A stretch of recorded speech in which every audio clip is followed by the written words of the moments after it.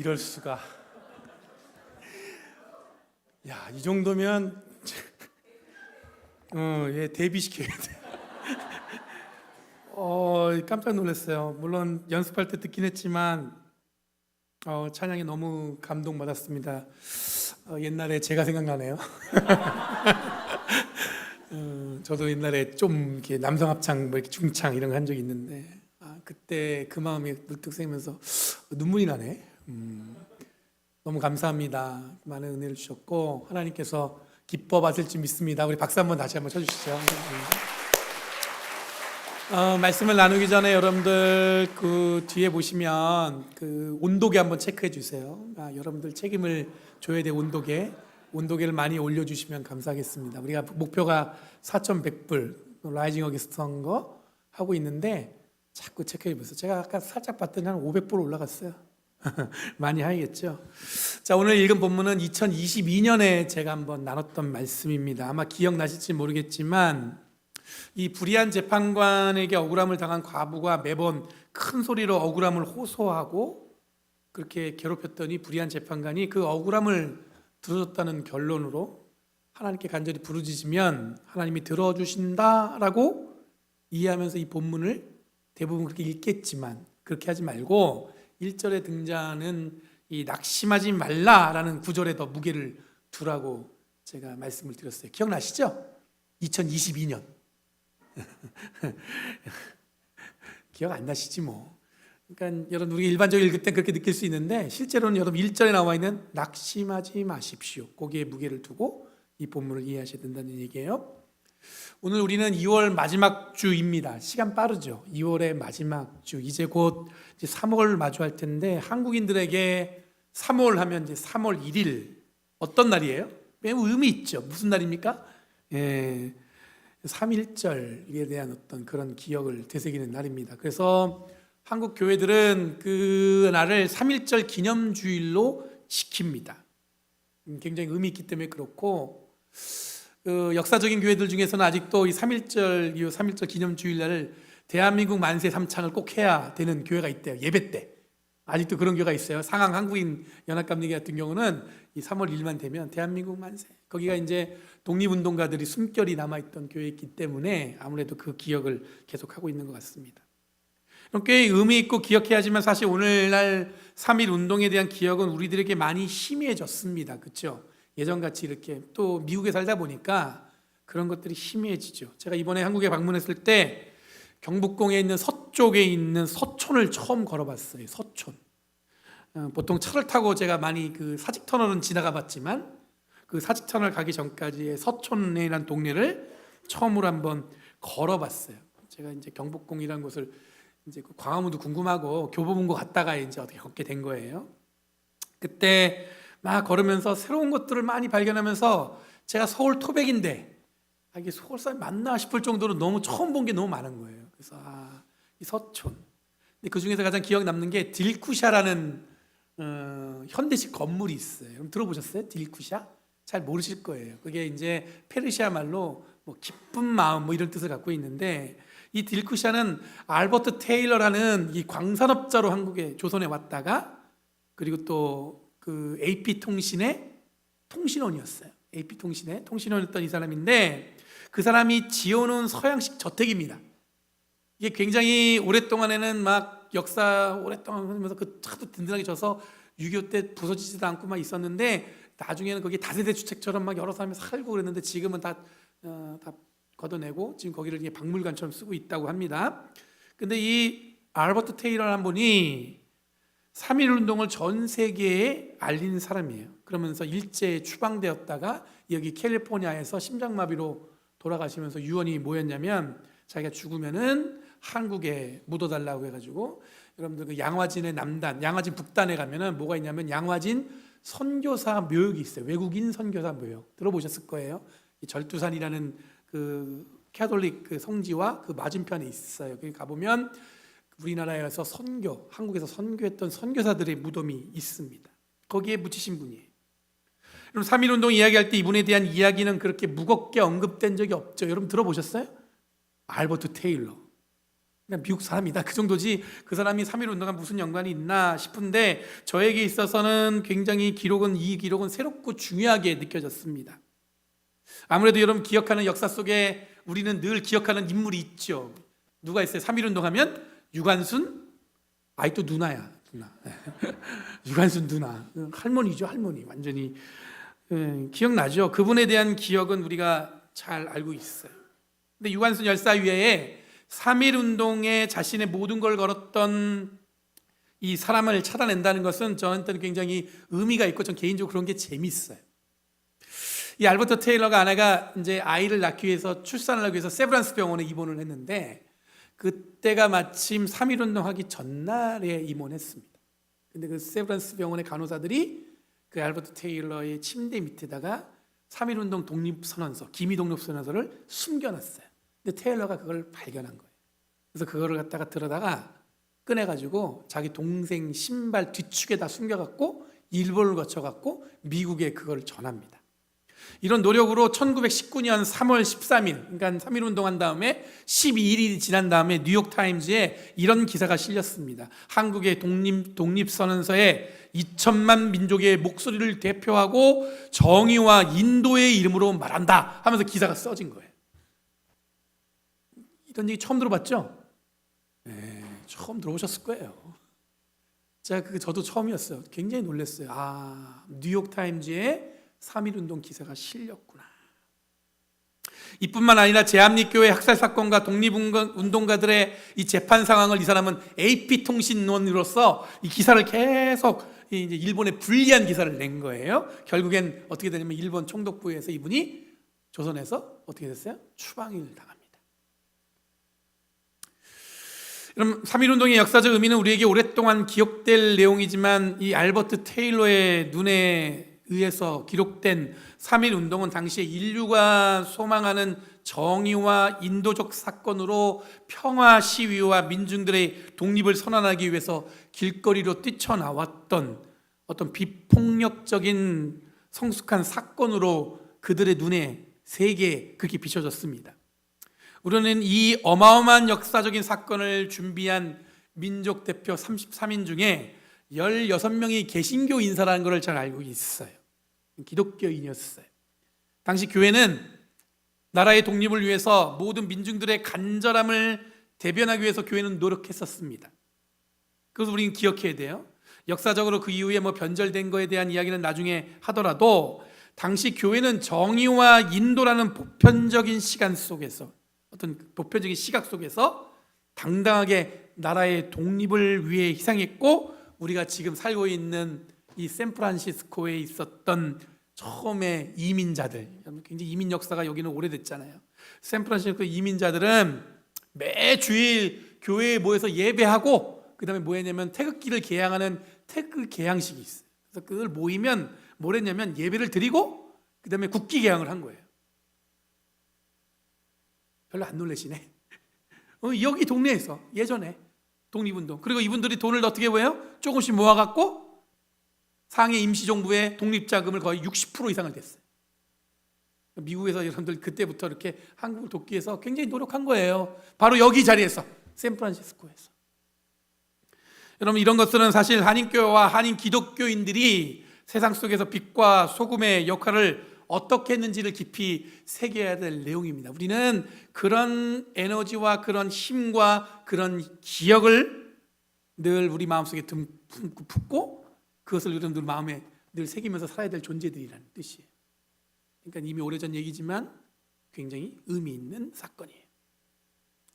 여러분, 이선 역사적인 고통과 고난 가운데 우리 민족과 더불어서 오늘 읽은 본문도 좀 내용은 많이 차이가 있지만 당시에 초대교회가 가졌던 어려움과 고난과 그 내용들을 읽어낼 수가 있습니다. 이제 다른 얘기로 들어가는 거예요.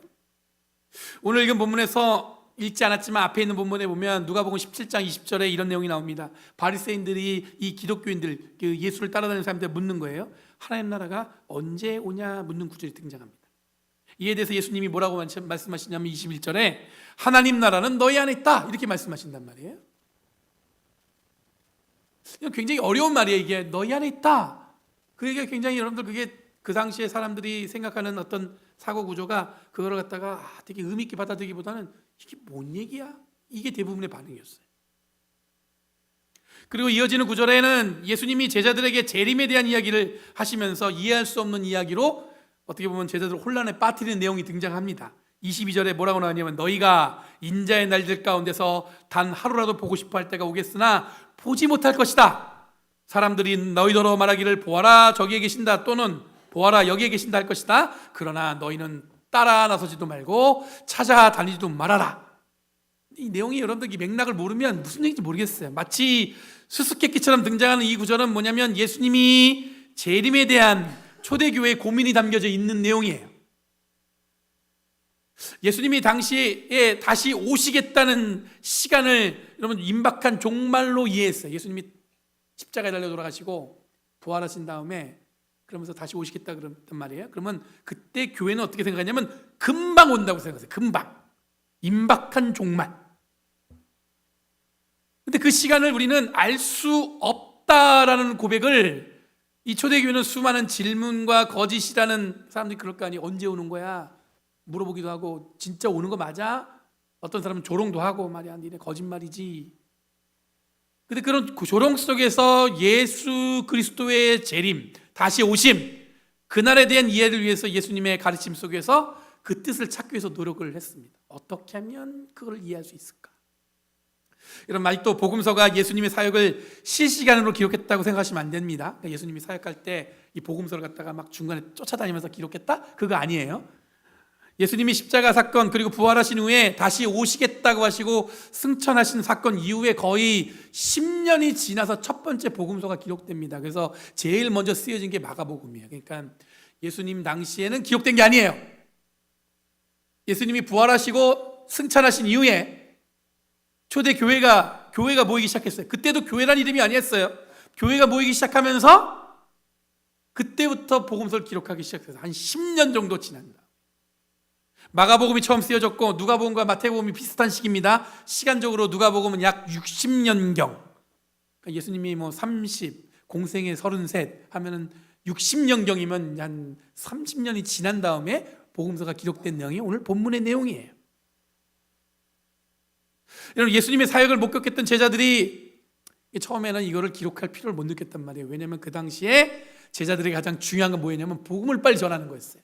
하나님 나라를 선포하는 거였단 말이에요. 그런데 점점 시간이 지나면서 제자들이 어떻게 되냐면 나이를 들어가는 거예요. 그래서 이 기억들, 자기들이 배웠던 이야기들을 전해야 되는데 이게 이제 한계가 느껴지는 거예요. 그래서 초대교회는 예수님에 대한 기록이 필요하게 되었습니다. 바로 글로 기록할 만한 필기도구가 그 당시 익숙치 않았어요. 지금처럼 이렇게 종이를 잘 펼쳐갖고 손으로 쓰는 거는 상상할 수 없었단 말이에요. 그 당시에 무슨 펜이 있겠어요? 종이가 어디 있겠어요? 그 귀한데 기껏해야 파피루스 또는 양피지 이런 거였거든요.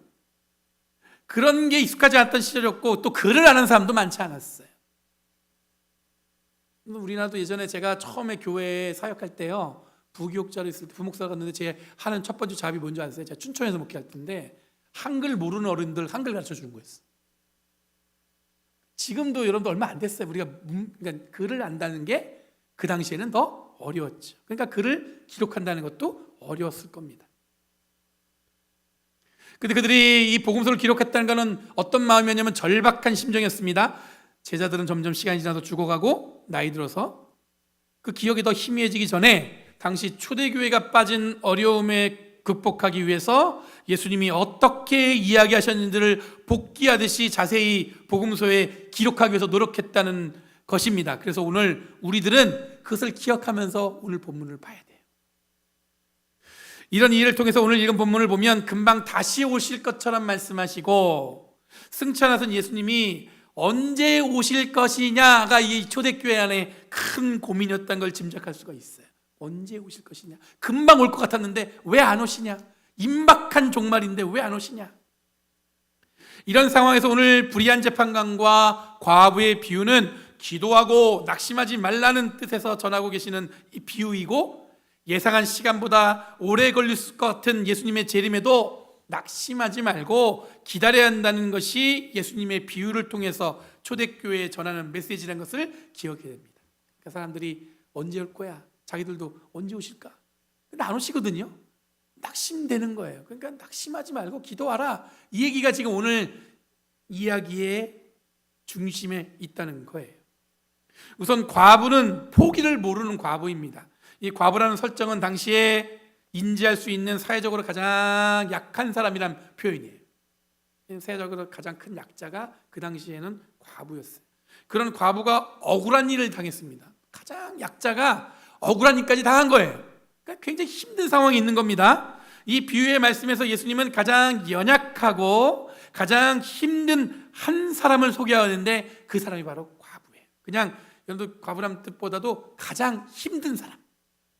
그리고 등장하는 불의한 재판관은 마침 그 억울함을 풀어줄 수 있는 그 사람이 있긴 있었는데 그 사람이 불의하다는 전제로 이 재판관을 통해서 이 사람을 통해서 이 억울함을 풀기에는 거의 어떤 상황이에요?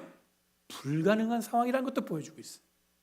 가장 연약한 사람의 억울함을 풀어줄 수 있는 유일한 사람이 재판관이라는 사람이 있었는데 그 사람은 어떤 사람이냐면 불의한 사람이에요. 그런데 그 불의하다는 표현 때문에 가장 억울한 사람의 이 억울함을 풀어줄 수 있는 가능성은 뭐예요? 제로. 가능성이 전혀 없어요. 그럼 재판관에 대해서 오늘 본문 2절에 보면 뭐라고 얘기하냐면 하나님도 두려워하지 않고 사람도 존중하지 않는 재판관이라는 설명이 붙어 있습니다. 하나님도 두려워하지 않고 사람도 존중하지 않는 거예요. 그만큼 여러분 어떤 동정이나 도움, 이 억울한 과부를 도와줄 수 있는 가능성이 전혀 없는 것 같은 그런 그 고을의 재판관이라는 설정이 이렇게 오늘 예수님의 비유에 정해져 있는 거예요. 전혀 가능성이 없어요. 그 사람한테 뭘 얘기해도 눈 하나 깜짝하지 않을 사람이에요. 일단 사람도 무시하고 하나님도 두려워하지 않는 사람인데요. 그래서 3절에 보면 이 과부가 매일 억울함을 풀어달라고 성경 본문에 뭐라고 나오냐면 줄곧 찾아가서 어떻게 했냐? 졸랐다 이렇게 돼 있어요. 줄곧 찾아가서 졸랐다. 그 사람이 무시하던 듣지 않던 어떻게 했어요? 이 과부는 줄곧 찾아가서 졸랐다. 이 구절에서 과부의 어떤 그 간절함이 느껴집니다. 이 간절함에 불의한 재판관이 응답을 합니다. 5절에 보면 이렇게 얘기합니다. 이 과부가 귀찮게 하니 그 권리를 어떻게 해요? 찾아줘야겠다 이렇게 바뀌었어요. 하나님도 두려워하지 않고 사람도 존중하지 않는데 뭐가 싫은 거예요? 귀찮은 게 싫은 거예요. 귀찮은 게. 그래서 어떻게 해요? 들어줘야겠다. 여러분 이 이야기를 마치시고 예수님이 이렇게 말씀하십니다. 6절 7절에 주님께서 말씀하셨다. 너희는 이 불의한 재판관이 하는 말을 귀담아 들어라. 하나님께서 자기에게 밤낮으로 부르짖는 택하신 백성의 권리를 찾아주시지 않으시고 모른 채 하고 오래 그대로 내버려 두시겠느냐. 그리고 8절에 내가 너에게 말한다. 하나님께서 얼른 그들의 권리를 찾아주실 것이다. 그러나 인자가 올 때에 세상에서의 믿음은 찾아볼 수 있겠느냐. 여러분 권리를 찾아주신다는 것에만 이해가 머물면 우리들은 간절한 기도하는 자의 기도를 하나님이 들어주신다는 것만 결론을 맺고 말 겁니다. 그렇게 이해하면 쉬울 것 같아요. 그런데 많은 분들이 그렇게 오늘 읽은 본문을 주제로 정합니다. 하지만 앞서 말씀드린 것처럼 예수님은 뭐예요? 기도하고 낙심하지 말라는 뜻의 무게를 두고 있는 거예요. 모른 채 하고 오래 그대로 내버려 두시겠느냐? 이게 지금 가장 중요한 거예요. 낙심하지 말라는 거예요. 그렇기 때문에 낙심은 여러 가지 이유에서 찾아옵니다. 가장 큰 것은 내가 기대한 대로 되지 않을 때 오는 실망스러움을 우린 낙심했다고 표현해요. 낙심해 보셨어요? 낙심? 우리 그런 말 많이 쓰잖아요. 난 낙심했어. 이 낙심에 대한 헬라어는 여러분들 어떻게 쓰냐면 어포푸스코라는 단어를 사용했어요. 이 헬라어는 어떤 뜻이 갖고 있냐면 심장마비에 걸리다, 기절하다, 넘어지거나 실패하다는 뜻을 가졌단 말이에요. 그러니까 낙심이라는 뜻은 굉장히 여러분 뭐예요? 심장마비 하드어택처럼 오는 거예요. 낙심 왔어. 한문으로도 낙심, 이게 뭡니까? 떨어질 낙자에다가 마음 심자. 이게 무슨 뜻이에요? 재밌죠? 이게 뭐냐? 헬라어나 지금 한문이나 뜻이 같은 거예요. 한자로 마음이 떨어져 나간 뜻이에요. 완전히 마음이 떨어져 나간 뜻이에요. 이런 감정을 심장이 떨어져 나가는 것 같이 표현했다는 건 아무래도 죽을 것 같이 느끼는 감정이 바로 낙심입니다. 왜냐하면 기대한 대로 안 됐어요. 예수님이 곧만 오신다고 하는데 안 오시고 있어요. 여러분, 곧 오신다던 예수님의 재림이 지연되고 있습니다. 사람들은 교회를 향해서, 초대교회를 향해서 묻습니다. 그리스도인들을 향해 줄곧 그들이 기다리는 예수님이 언제 다시 오신지 묻습니다. 야, 언제 오시는 거야? 온다며. 교회 밖에 사람들만 묻는 게 아니에요. 교회 안에서도 이런 질문이 확산되기 시작했습니다. 당시 초대교회에서 예수님의 그리스도의 복음을 전하는데 가장 중요한 메시지는 임박한 종말이었다니까요. 임박한 종말, 곧 오신다. 이걸 문자적으로 받아들이면 예수님이 곧바로 재림하시는 것으로 이해할 수 있지만, 실제로 예수님이 말씀하신 하나님의 통치의 역사, 그러니까 이 종말이라는 뜻은 하나님의 통치가 임한다, 그런 의미예요. 다시 말해서 임박했다는 것은 시간적으로 곧 온다, 순간적으로 금방 올 거야, 이런 뜻이 아니라 가장 우선적인 것으로 이해해야 됩니다. 그러니까 예수님이 오신다, 이 말은 뭐야? 가장 우선적으로 그 뜻이 이루어질 것이다. 여러분, 기독교에서 말하는 종말은 세상이 끝장나는 것을 말하는 것이 아닙니다. 하나님의 질서가 실현되는 것을 말하는 거예요. 하나님의 종말, 우리는 이 이미지가 완전히 망하고 무너지고 이건데, 그게 아니라 종말이란 뜻은 하나님의 통치가 임한다는 뜻이에요. 그러니까 세상의 질서가 더 이상 작동하지 않는, 워킹하지 않고 뭐가 작동하냐면 하나님의 질서, 하나님의 통치 방식이 작동한다는 뜻이에요.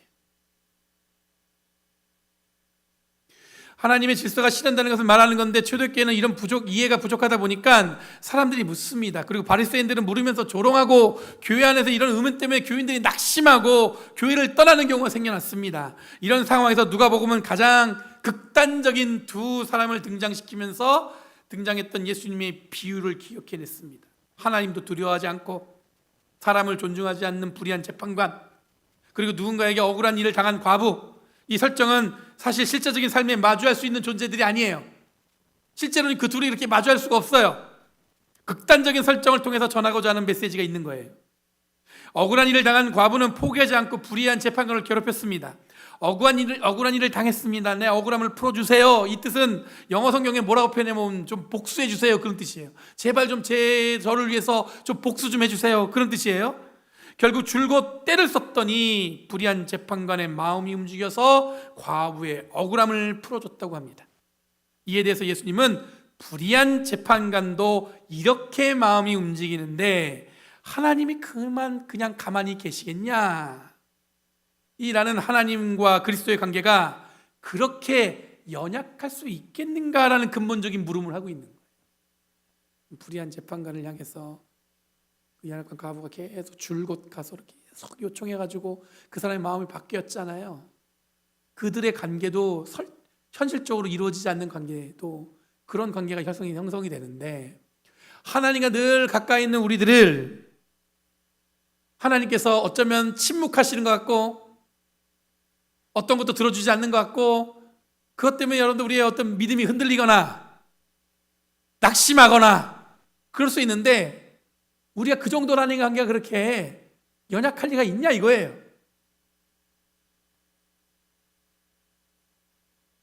우리는 결정적인 순간에 전지전능하신 하나님의 능력보다 자신들의 불안함이 앞설 때가 있습니다. 여러분, 하나님이 위대하시다고 고백하잖아요.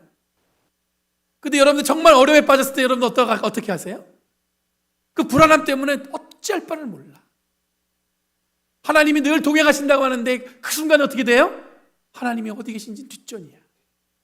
그리고 뭐예요? 낙심하죠.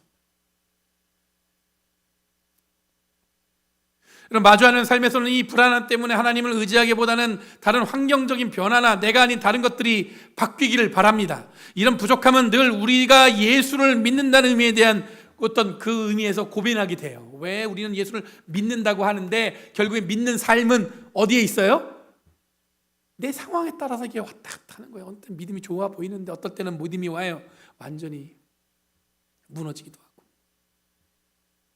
여러분, 삶은 예상치 못한 고난과 어려움을 마주하는 자리입니다. 삶이 그래요. 예상치 못한 것을, 그 어려움과 고난을 늘 마주해요.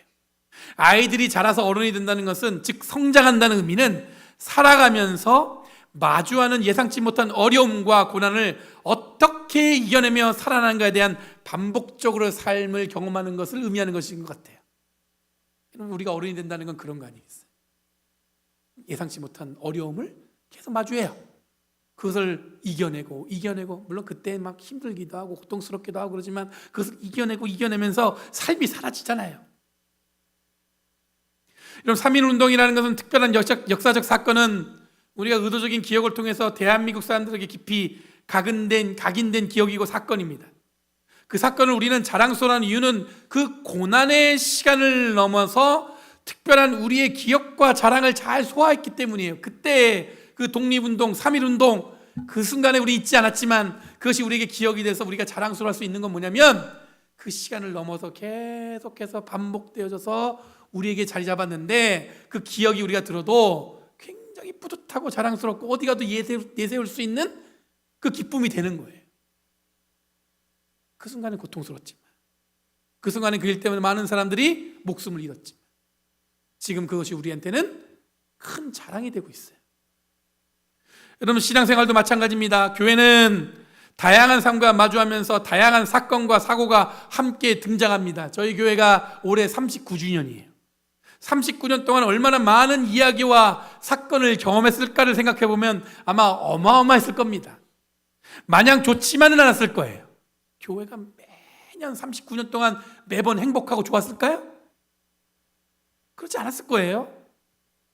마냥 나쁘진 않았을 겁니다. 그럼 맨날 불행했나? 아니요. 어쨌든 좋은 날도 있었지만 뭐 이렇게 왔다 갔다 했던 것 같아요. 어떤 순간 어때요? 지루했을 것 같아요. 그냥 늘 변화하는 게 별로 없고 편안하게 약간 보링한 느낌? 그런 것도 있었을 거예요. 어느 순간은 가슴이 벅차오르도록 큰 감격들이 아마 우리가 함께 느끼는 그런 시간들이 있었을 거예요. 그렇죠? 39년 동안. 여러분, 그런데 우리들이 기억해야 할 정말로 중요한 건 뭐냐면 기뻤었던, 슬펐었던, 고난스러웠던, 가슴이 벅차올랐던, 지루했던 그 모든 순간에 하나님이 함께 우리와 동행하고 계셨던 사실을 우리는 기억해야 됩니다. 우리는 힘들지 않으면 도움을 찾지 않습니다. 그렇죠? 힘들지 않으면 우리는 도움을 찾지 않아요. 평온할 때는 스스로 세상을 내가 잘 지켜내고 있는 것처럼 착각합니다. 평온하면 내가 그냥 잘 살고 있는 것 같아요. 근데 결국 예수를 믿는다는 것은 뭐냐면 평온함을 넘어서 또는 고난을 넘어서도 어느 순간에나 똑같이 우리를 사랑하시는 하나님을 발견한다는 것이 우리들이 지금 모여서 예배하는 그리고 말씀을 읽는 그 이유가 되는 줄 믿습니다. 그러니 여러분, 예수님의 말씀대로 우리는 기도하되 낙심하지 말아야 됩니다. 낙심하지 마십시오. 주님이 가까이 계십니다. 낙심하지 마십시오. 그 시간을 지나고 새날이 우리에게 기다려질 겁니다. 낙심하지 마십시오. 곧 봄이 오고 푸릇푸릇한 여름이 다가올 겁니다. 뒤에 보시면 여러분도 입에 노란 꽃이 폈어요. 보이세요? 보세요. 얼마나 이뻐요. 낙심하지 마십시오. 마침내 여러분들은 졸업하고 새로운 삶으로 나아갈 겁니다. 낙심하지 마십시오. 지금은 불편하겠지만 다시 한번 서로를 부둥켜 안고 감동과 은혜를 나눌 시간이 올 것입니다. 낙심하지 마십시오. 어색한 속해 이름과 속도원들, 속해 이름이 안 헤어져요. 그렇죠? 어색한 속해 이름과 속도원들도 서로 위에서 함께 웃고 기도할 좋은 동역자로서 여러분들의 삶에 가까이 있게 될 거예요. 낙심하지 마십시오. 어떤 상황에서든 하나님이 함께 하셨다는 사실을 기억하세요. 이것을 기억하시고 주님과 든든히 동행하는 저와 여러분 되길 간절히 바랍니다. 낙심하지 마십시오. 하나님은 영원토록 저와 여러분 삶에 늘 가까이 동행한 줄 믿습니다. 이것을 붙들고 나아가는 저와 여러분들에게 원합니다. 기도하겠습니다. 거룩하신 주님, 감사합니다. 날마다 주님이 부어주시는 은혜와 사랑 가운데 우리의 삶이 드려지길 원합니다. 낙심하지 말고 늘 기도하는 가운데 하나님이 이끌어 가실 새로운 일들을 우리가 기억하게 해주시옵고, 하나님과 우리의 관계는 생각한 것보다 더 끈끈하게 묶여 있음을 잊지 않고 이 땅을 살아가는 저희를 되게 하여 주시옵소서. 항상 주님의 뜻과 은혜 가운데로 삶이 있기를 원하며 예수님의 이름으로